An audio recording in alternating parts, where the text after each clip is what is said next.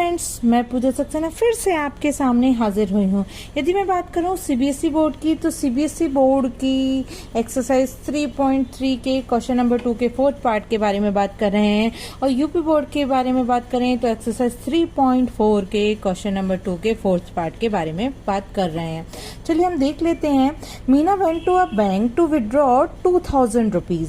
She asked the cashier to give her 50 rupees and 100 rupees note only. Meena got 25 notes in all. Find how many notes of 50 and 100 she received. देखिए question क्या कह रहा है कि Meena bank गई और वहां जाके उसने क्या किया, 2000 रुपए निकाले। ठीक है, 2000 रुपए के लिए उसने कैशियर से कहा कि उसको 2000 रुपए 50 रुपीज की फॉर्म में दे, या कहूँ 50 और 100 रुपीज के नोट की फॉर्म में दे, या तो 50 के रुपए के नोट हो या 100 रुपए के नोट हो। अच्छा, मीना ने क्या किया, टोटल 25 नोट्स उसे मिले 2000 के बदले। Find how many notes of 50 rupees and 100 rupees she received. Question कह रहा है ये बता दीजिए कि कितने 50 के नोट मिले, कितने उसे 100 रुपए के नोट मिले। तो मैंने कहा कि suppose 50 rupees note which she received, जो उसने रिसीव किए, वो मैंने सपोज कर लिया कि वो क्या है, वो एक्स है। इसी तरीके से 100 रुपीज के नोट जो उसने रिसीव किए, तो 100 rupees note which she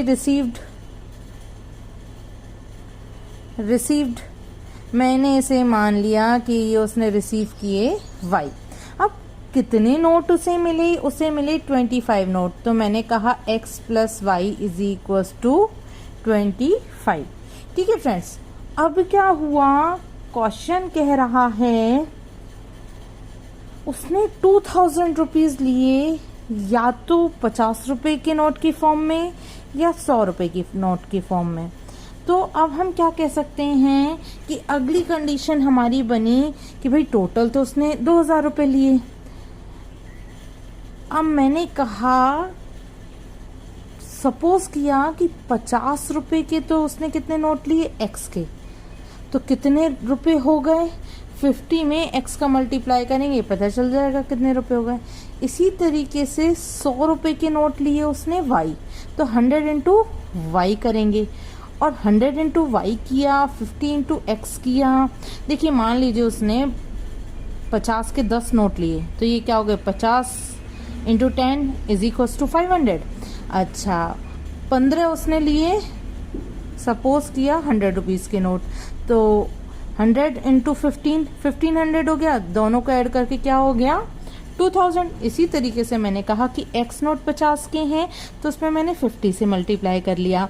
Y note 100 के हैं, तो हमने उसमें 100 से मल्टीप्लाई कर लिया, और टोटल मेरे कितने हो गए, 2000 रुपीज हो गए।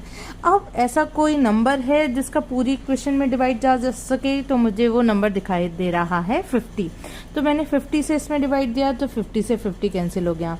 इसमें डिवाइड दिया 50 से, तो 52 जा 100, ये हो गया 2y। और इसे 50 से डिवाइड दिया तो 54 जा 200।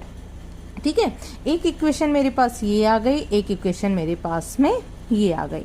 अब देखिए, एलिमिनेशन मेथड से सॉल्व करने के लिए हम दोनों इक्वेशन को बहुत अच्छे से देखते हैं। क्या कोई x का टर्म या y का टर्म सेम है, तो यहाँ इसके पास भी x है, इसके पास भी x है। तो मैंने क्या किया, मैंने इस वाली इक्वेशन को नीचे लिख लिया, x plus y is equal to 25। अब देखिए, ये दोनों डायरेक्ट तो कैंसिल हो नहीं सकते, डायरेक्ट कैंसिल नहीं हो सकते, क्यों, क्योंकि ये क्या था, सेम साइन था। अब सेम साइन होने की वजह से हमने क्या किया, हम यहाँ लिखेंगे कि इक्वेशन नंबर 2 में से हमने इक्वेशन 1 को सब्ट्रैक्ट कर दिया। तो इक्वेशन नंबर 2 माइनस के इक्वेशन नंबर 1, हमने इक्वेशन 2 में से इक्वेशन 1 को सब्ट्रैक्ट किया फ्रेंड्स। तो ये मेरा क्या हो गया, बस सब्ट्रैक्ट करने में साइन चेंज हो जाते हैं, तो ये माइनस का हो गया, ये माइनस का हो गया, ये माइनस का हो गया। अब ये दोनों तो आपस में कैंसिल हो गए, क्योंकि ये प्लस का x था, ये माइनस का x हो गया। 2y में से जब y सब्ट्रैक्ट करेंगे तो केवल बचेगा 1y, यानी कहूँ केवल y। 40 में से 25 सब्ट्रैक्ट किया तो मेरा बचा 15। इस तरीके से मेरी y की वैल्यू आ गई 15। अब y की वैल्यू इक्वेशन नंबर 1 में रख देंगे, तो ये हो जाएगा मेरा x plus 15 is equals to 25, तो x is equals to 25, y की वैल्यू उधर जाके यहाँ कहूँ +15, उधर जाके हो जाएगा -15, तो ये मेरी वैल्यू हो गई 10। चांस वाली बात है कि जो कि हम आपको समझा रहे थे वही वैल्यू आंसर में आ गई। ठीक है फ्रेंड्स,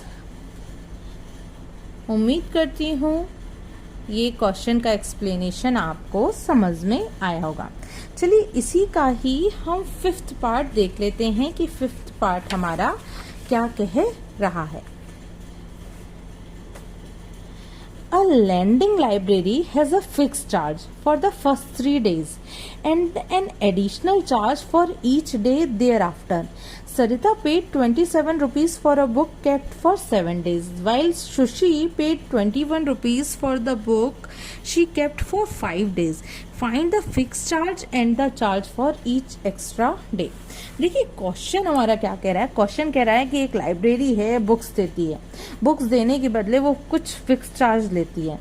3 दिन तक के लिए तो उसका चार्ज फिक्स रहता है, उसके बाद में यानी आपको 1 दिन के ले लें, 2 दिन के ले लें, 3 दिन के ले लें, उसका कुछ फिक्स चार्ज है जो आपको पे करना ही करना है। उसके बाद में पर डे के हिसाब से आपको एक्स्ट्रा चार्ज देना पड़ता है। अब ना तो हमें फिक्स चार्ज पता कि लाइब्रेरी का फिक्स चार्ज क्या है, ना मुझे एक्स्ट्रा चार्ज पता कि उसका एक्स्ट्रा चार्ज क्या है। तो हम क्या कर रहे हैं, हम यहाँ सबसे पहले मैं डाल लूँ कि क्वेश्चन नंबर 2 के 5th पार्ट के बारे में बात कर रही हूँ। तो मैंने क्या किया, मैंने फिक्स चार्ज को सपोज कर लिया कि suppose fixed charge is equals to x। ठीक है, ये c है friends, fix charge is equals to x। और एडिशनल 1 डे का चार्ज क्या है, तो मैं कहूंगी एडिशनल चार्ज यानी 3 दिन के बाद जो भी पर डे के हिसाब से एक्स्ट्रा चार्ज लग रहा है उसको मैंने y मान लिया। अच्छा, सरिता ने एक बुक के लिए 27 रुपीज पे किए, लेकिन उसने 7 डेज तक रखी। देखिए 7 डेज में से 3 डेज का चार्ज तो वही x हो गया, ठीक है, और उसके अलावा उसने टोटल 7 डेज रखी है, तो कितने बचे, 7 में से 3 दिन का तो उसने एक्स पे कर दिया, बचे 4 दिन। 4 दिन का हम पर डे का चार्ज क्या है, एडिशनल चार्ज यहाँ लिखेंगे पर डे। ठीक है, पर डे का एडिशनल चार्ज क्या हो रहा है, पर डे का एडिशनल चार्ज हो रहा है y। तो उसने टोटल 7 दिन रखी, 3 दिन का चार्ज तो ये हो गया, 4 दिन का चार्ज उसे और देना है, 1 दिन का चार्ज इतना है, तो 4 दिन का चार्ज हो गया फ्रेंड्स 4 इंटू वाई। कितना हो गया आपका, 4 इंटू वाई। ठीक है, अब ये दोनों मिला के उसने कितना पे किया, 27 रुपीज। इसी तरीके से सुशी थी, सुशी ने क्या किया, 21 रुपीज पे किया, कितने दिन के लिए, 5 डेज के लिए।